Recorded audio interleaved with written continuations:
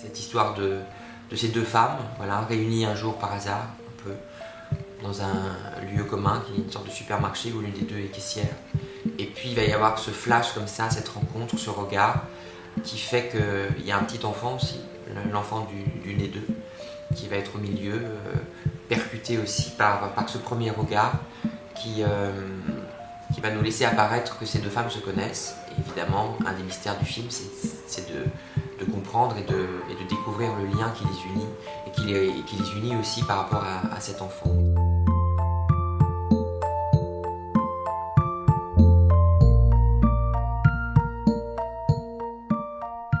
Il y a vraiment quelque chose qui est sorti comme ça, qui a été aussi structuré à travers effectivement le poème « Tu seras un homme, mon fils », qui finalement, comme ça, martelait un peu musicalement les séquences, l'importance du poème moi-même venant du théâtre et n'ayant pas peur d'une forme un peu onirique des choses.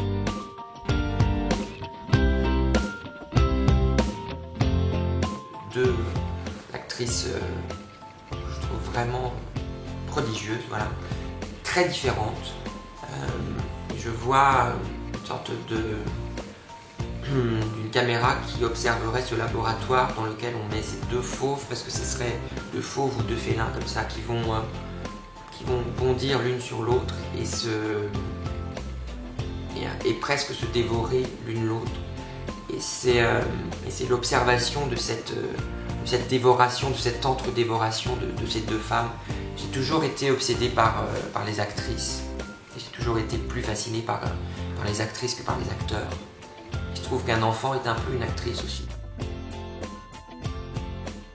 Guibert, c'est quelqu'un qui est nécessaire dans mon parcours de lecteur. Il y a cette phrase qui est assez obsédante, qu'il avait écrit « Il faut que les secrets circulent ». Je pense que c'est une partie de l'écriture du film. Il faut que les secrets circulent. Et une fois qu'ils ont circulé, c'est pas que les choses vont aller mieux, mais au moins les choses pourront peut-être exister, pourront peut-être se réconcilier. Voilà. C'est un film qui espère une réconciliation.